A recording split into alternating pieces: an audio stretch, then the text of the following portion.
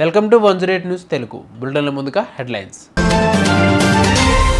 శ్రీవారి ఆలయంపై వెళ్లిన 8 విమానాలు. మంత్రి రామ్మోహన్ నాయుడుకి లేఖ రాసిన TTD chairman BR Naidu. Hindi పరీక్ష రాసేందుకు 12వ తరగతి విద్యార్థులకు మరొక ఛాన్స్. తేదీని త్వరలో వెల్లడిస్తామన్న బోర్డు. 22.86 లక్షల జీఎస్టీ చెల్లించాలంటూ నిరుపేద కూలీకి నోటీసు.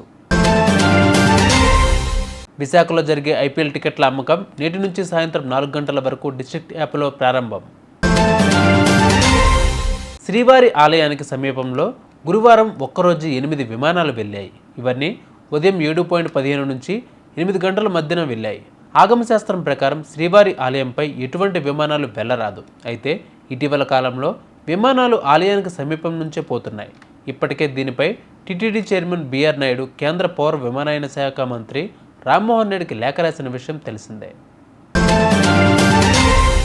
హోలీ పండుగ కారణంగా రేపు హిందీ పరీక్ష రాయలేని సిబిఎస్ఈ 12వ తరగతి విద్యార్థులకు మరొక అవకాశం కల్పిస్తామని బోర్డు తెలిపింది. కొన్ని ప్రాంతాల్లో పండగ మార్చి 15న నిర్వహించుకుంటున్నారని ఎగ్జామ్ కంట్రోలర్ సంయం భరద్వాజ్ తెలిపారు. పరీక్షను షెడ్యూల్ ప్రకారమే నిర్ణయించిన రేపు ఎగ్జామ్ రాయలేని స్పోర్ట్స్ కోటా విద్యార్థులకు మరొక అవకాశం ఇస్తామని పేర్కొన్నారు. తేదీని త్వరలోనే వెల్లడిస్తామన్నారు.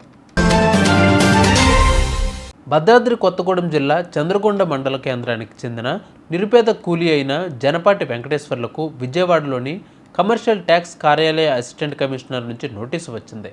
2022లో భాగ్యలక్ష్మి ఎంటర్ప్రైజెస్ పేరిట కోటి మేర గ్రానైట్ వ్యాపారం చేసినందుకు గాను 22,86,14,000 రూపాయలను జీఎస్టీ చెల్లించాలంటూ అందులో ఉంది. అయితే వెంకటేశ్వర్లు ఆధార్ కార్డుతో వేరెవరో వ్యాపారం చేసినట్లు తెలుస్తోంది. విశాఖపట్నంలో ఐపీఎల్ వేడుకలు మొదలయ్యాయి.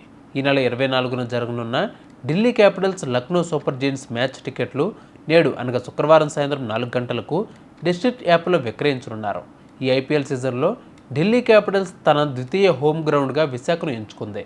ఢిల్లీకి సంబంధించిన కొన్ని మ్యాచ్లను ఇక్కడ నిర్వహించనున్నారు. చూసారుగా ఇవాళ బులెటిన్ అప్డేట్స్. మరిన్ని అప్డేట్స్తో మళ్ళీ మీ ముందుకు వస్తాను. అంతవరకు వాచింగ్ 108 న్యూస్ తెలుగు.